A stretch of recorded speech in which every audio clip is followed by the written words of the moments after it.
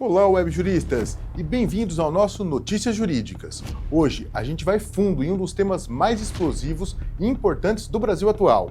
Uma batalha que não acontece com armas, mas com leis, e que está sendo travada nos gabinetes de Brasília e nos tribunais.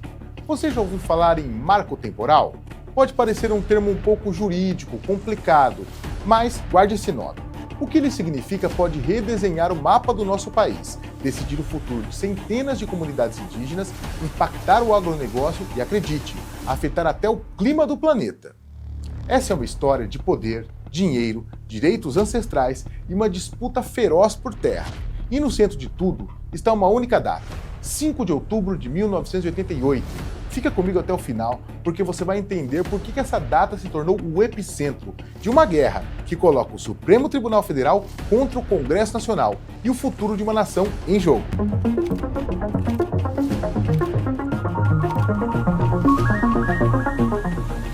Imagina o seguinte: para que um povo indígena tenha direito à sua terra ancestral, aquela que seus antepassados ocupam há séculos, ele precisa provar uma coisa: que estava fisicamente ocupando aquela terra no dia 5 de outubro de 1988, o dia em que a nossa atual Constituição foi promulgada.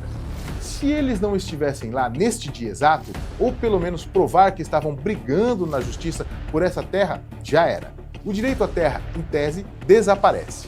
Todos nós sabemos da saga histórica das inúmeras etnias indígenas no Brasil.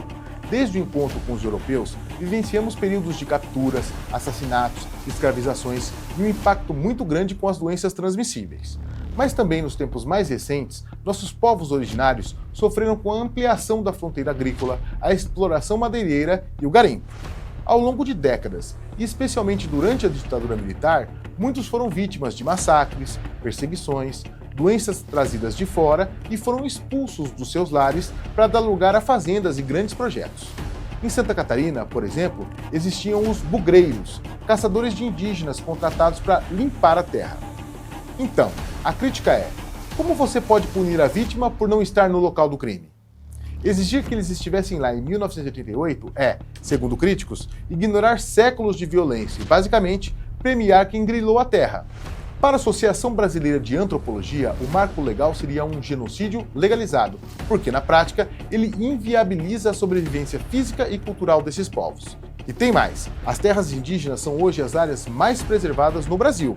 Estudos mostram que o desmatamento dentro delas é de até 10 vezes menos do que fora delas. Mexer nisso não é só uma questão social, é uma bomba relógio ambiental.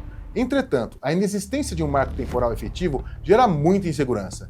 Nesse sentido, viralizou a observação feita pelo ministro Gilmar Mendes em 2014 de que, em algum momento, Copacabana e a Avenida Atlântica, no centro do Rio de Janeiro, foram ocupados pelos povos originários, e assim poderíamos debater que haveria a necessidade de demarcar o centro do Rio de Janeiro como terra indígena. Esse argumento acabou ganhando o apelido de Tese de Copacabana e, de alguma forma, reflete a importância de demarcar este momento histórico para garantir, simultaneamente, o direito dos povos originários, mas também garantir segurança jurídica para os investidores, agricultores e moradores dessas localidades em debate. Ok, agora que entendemos os dois lados, vamos para o campo de batalha, Brasília. E aqui a história vira um verdadeiro thriller político. Em setembro de 2023, o Supremo Tribunal Federal, nosso STF, a mais alta corte do país, deu um veredito que parecia final. Por 9 votos a 2, os ministros decidiram que o marco temporal era inconstitucional.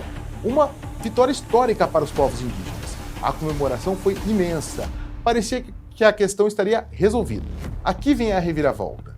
Pouquíssimo tempo depois, o Congresso Nacional, com uma forte e articulada bancada ruralista, fez o quê? Aprovou um projeto de lei que, adivinha, transforma o marco temporal em lei. Basicamente, o Congresso contestou a decisão do STF e resolveu ouvir o outro lado e disse: ah é? Pois agora vai ser lei sim. Questões como a demarcação de grandes áreas, como a reserva Raposa Serra do Sol, que acabou expulsando mais de 500 famílias de agricultores que residiam lá há décadas, demonstraram que os conflitos entre rizicultores e a demarcação em faixa contínua de 1,7 milhão de hectares, quase 8% do estado de Roraima, como decidiu lá o STF nesse caso, colocou um fogo na discussão. Isso criou uma crise institucional gigantesca. O Poder Judiciário diz uma coisa e o Poder Legislativo vai lá e faz o oposto. Parece uma afronta direta. De fato, ficou claro que a interpretação jurídica constitucional do STF, por si só, precisa de uma base de representatividade que o Congresso Nacional trouxe, após a Lei do Marco Temporal, Lei 14.701. Bom, então, para tentar apagar esse incêndio, o STF, através do ministro Gilmar Mendes, fez algo incomum. Criou uma comissão de conciliação. Chamou todo mundo para uma negociação. Governo, Congresso, representantes do agro, prefeitos e, claro, os indígenas. A ideia era nobre. Vamos tentar achar um meio termo, uma solução que pacifique o país. Essa comissão se reuniu por quase um ano. E a última reunião aconteceu bem agora, no dia 23 de junho de 2025. E qual foi o resultado? Eles chegaram a um consenso mínimo. Concordaram em alguns pontos, como permitir turismo em terras indígenas, com autorização das comunidades, e garantir que estados e municípios participem do processo de demarcação. Mas e o ponto principal? O elefante na sala, o marco temporal. Nenhum acordo.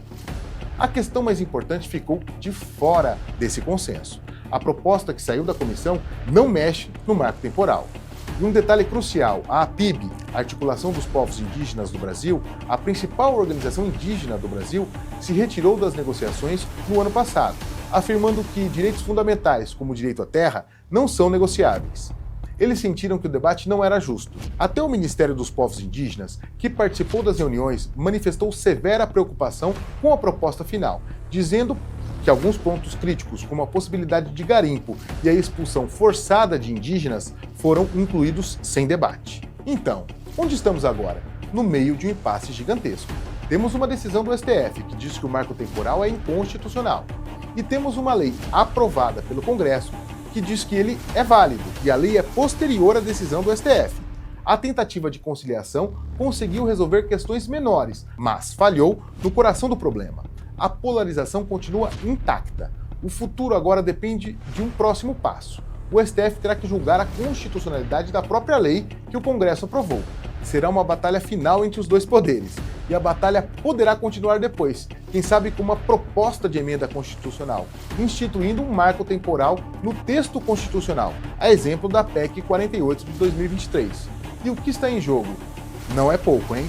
É o direito à existência dos primeiros habitantes desta terra, é o futuro de ecossistemas vitais como a Amazônia, e é a definição de um tipo do Brasil que nós queremos. Um país que prioriza a segurança jurídica, que garanta desenvolvimento econômico, mas que também consiga reconhecer e reparar suas dívidas históricas. Compartilhe com seus amigos, com a sua família, ajude a espalhar a boa informação, a informação de qualidade. Essa é a melhor forma de participar das grandes decisões do nosso país.